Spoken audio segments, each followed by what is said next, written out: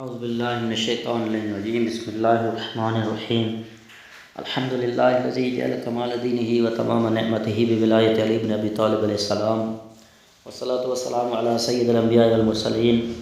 اما بعد بسم اللہ الرحمن الرحیم معزز ناظرین السلام علیکم ورحمۃ اللہ۔ آج کی ہماری بحث ہے طلاق کے احکام۔ فرماتے ہیں جو مرد اپنی بیوی کو طلاق دے اس کے لیے ضروری ہے کہ بالغ اور عاقل ہو، لیکن اگر 10 سال کا بچہ اپنی بیوی کو طلاق دے تو اس کے بارے میں احتیاط کا خیال رکھے، اور اسی طرح ضروری ہے کہ مرد اپنی اختیار سے طلاق دے، اور اگر اسے اپنی بیوی کو طلاق دینے پر مجبور کیا جائے تو طلاق باطل ہے،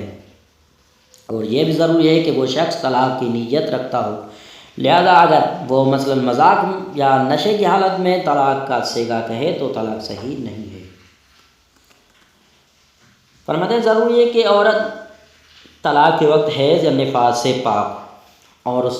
کے شوہر نے اس کی پاکی کے دوران اسے ہم بستری نہ کی ہو، اور ان 2 شرطوں کی تفصیل آئندہ مسائل میں بیان کی جائے گی۔ عورت کو حیض یا نفاس کی حالت میں 3 صورتوں میں طلاق دینا صحیح ہے۔ سب سے پہلے شوہر نے نکاح کے بعد اسے ہم بستری نہ کی ہو۔ نمبر 2، معلوم ہو کہ وہ حاملہ ہے، اور اگر یہ بات معلوم نہ ہو کہ شوہر اسے حیض کی حالت میں طلاق دے دے اور بعد میں شوہر کو پتہ چلے کہ وہ حاملہ تھی تو وہ طلاق باطل ہے، اور احتیاط کا خیال رکھنا بہرحال بہتر ہے اگرچہ دوبارہ طلاق دینے سے ہو۔ نمبر 3، مرد غیر حاضری یا کسی بھی اور وجہ سے اگرچہ اپنی بیوی کے مخفی رکھنے کا سبب یہ معلوم نہ کر سکتا ہو کہ وہ حیض یا نفاس سے پاک ہے یا نہیں، لیکن اس صورت میں احتیاط واجب کی بنا پر ضروری ہے کہ مرد انتظار کرے تاکہ بیوی سے جدا ہونے کے بعد کم از کم 1 مہینہ گزر جائے، اس کے بعد اسے طلاق دے۔ فرماتے ہیں اگر کوئی شخص عورت کو حیض سے پاک سمجھے اور اسے طلاق دے دے اور بعد میں پتہ چلے کہ وہ حیض کی حالت میں تھی اور تو اس کی طلاق باطل ہے، مگر در فرض مذکور اگر شوہر اسے حیض کی حالت میں سمجھے اور طلاق دے دے اور بعد میں معلوم ہو کہ وہ پاک تھی تو اس کی طلاق صحیح ہے۔ فرماتے ہیں جس شخص کو علم ہو کہ اس کی بیوی حیض یا نفاس کی حالت میں ہے، اگر وہ بیوی سے جدا ہو جائے، مثلا سفر اختیار کرے اور اسے طلاق دینا چاہے تو اسے چاہیے کہ اتنی مدت صبر کرے جس میں اسے یقین یا اطمینان ہو جائے کہ وہ عورت حیض یا نفاس سے پاک ہو گئی ہو، اور جب وہ جان لے کہ عورت پاک ہے اسے طلاق دے سکتا ہے۔ اگر اسے شک ہو تب بھی یہی حکم ہے، لیکن اس صورت میں غائب شخص کی طلاق کے بارے میں جو شرائط بیان ہوئی ان کے خیال رکھے۔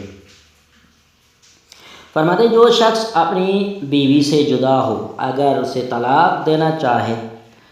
تو اگر وہ معلوم کر سکتا ہو کہ اس کی بیوی حیض یا نفاس کی حالت میں ہے یا نہیں، تو اگرچہ عورت کی حیض کی عادت یا ان دوسری نشانیوں کو جو شرع میں معین ہے دیکھتے ہو اور اسے طلاق دے اور بعد میں معلوم ہے کہ وہ حیض یا نفاس کی حالت میں تھی تو اس کی طلاق صحیح نہیں ہے۔ فرماتے ہیں اگر کوئی شخص اپنی بیوی سے خواہ حیض کی حالت میں ہو یا پاک ہو ہم بستری کرے اور بعد پھر اسے طلاق دینا چاہے تو ضروری ہے کہ صبر کرے تاکہ اسے دوبارہ حیض آ جائے اور پھر وہ پاک ہو جائے، لیکن اگر ایسی عورت کو ہم بستری کے بعد طلاق دے جائے جس کی عمر 9 سال سے کم ہو یا معلوم ہو کہ وہ حاملہ ہے تو اس میں کوئی اشکال نہیں، اور اگر عورت جائزہ ہو تب بھی یہی حکم ہے۔ فرماتے ہیں اگر کوئی شخص ایسی عورت سے ہم بستری کرے جو حیض اور نفاس سے پاک ہو اور اسی پاکی کی حالت میں اسے طلاق دے دے اور بعد میں معلوم ہو کہ وہ طلاق دینے کے وقت حاملہ تھی تو وہ طلاق باطل ہے، اور احتیاط کا خیال رکھنا بہتر ہے چاہے طلاق کی تجدید کے ذریعے ہی کیوں نہ ہو۔ اگر کوئی شخص ایسی عورت سے ہم بستری کرے جو حیض یا نفاس سے پاک ہو پھر وہ اس حد اس سے جدا ہو جائے، مثلا سفر اختیار کرے، لہٰذا اگر وہ چاہے کہ سفر کے دوران اسے طلاق دے اور اس کی پاکی ناپاکی کے بارے میں نہ جان سکتا ہو تو ضروری ہے کہ اتنی مدت صبر کرے کہ عورت کو اس پاکی کے بعد حیض آئے اور وہ دوبارہ پاک ہو جائے۔ احتیاط واجب یہ ہے کہ وہ مدت 1 مہینے سے کم نہ ہو، اور جو کچھ کہا گیا ہے اس کی رعایت رکھتے ہوئے طلاق دے دے، اور اس کے بعد معلوم ہو جائے کہ طلاق اس پہلی پاکی میں واقع ہوئی ہے تو کوئی اشکال نہیں ہے۔ فرماتے ہیں اگر مرد اپنی عورت کو طلاق دینا چاہے تو جسے پیدائشی طور پر یا کسی بیماری یا بچے کو دودھ پلانے کی وجہ سے دوا استعمال کرنے یا کسی بھی وجہ سے حیض نہ آتا ہو اور اس کی عمر کی دوسری عورتوں کو حیض آتا ہو تو ضروری ہے کہ جب اس نے ایسی عورت سے جماع کیا ہو اس وقت سے 3 مہینے تک اس سے جماع نہ کرے اور بعد میں اسے طلاق دے۔ ضروری ہے کہ طلاق کا صیغہ صحیح عربی میں لفظ طالقن کے ساتھ پڑھا جائے اور 2 عادل مرد اسے سنیں۔ اگر شوہر خود طلاق کا صیغہ پڑھنا چاہے اور مثال کے طور پر اس کی بیوی کا نام فاطمہ ہو تو کہے کہ زوجتی فاطمہ تو طالقن، یعنی میری بیوی فاطمہ آزاد ہے۔ اور اگر وہ کسی دوسرے شخص کو وکیل کرے تو وکیل کہے زوجت موکلی فاطمہ تو طالقن، اور اگر عورت معین ہو تو اس کا نام لینا لازم نہیں، اور اگر عورت حاضر ہو تو اس کی طرف اشارہ کر کے یہ کہنا کافی ہے حاضی طالقن، یا ایسے مخاطب کر کے کہے انت طالقن۔ اور اگر مرد عربی میں طلاق کا صیغہ نہ پڑھ سکتا ہو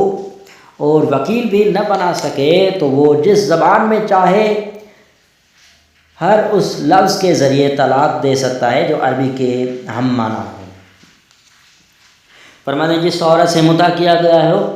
مثلا 1 سال یا 1 مہینے کے لیے اس سے نکاح کیا گیا ہو، اسے طلاق دینے کا کوئی سوال نہیں ہے۔ اس کا آزاد ہونا اس بات پر منحصر ہے کہ مطع کی مدت ختم ہو جائے یا مرد اسے مدت بخش دے، مثلا کہ میں نے مدت تجھے بخش دی ہے، اور کسی اور کو اس پر گواہ قرار دے، اور اس عورت کا حیض سے پاک ہونا لازم نہیں ہے۔ والسلام علیکم۔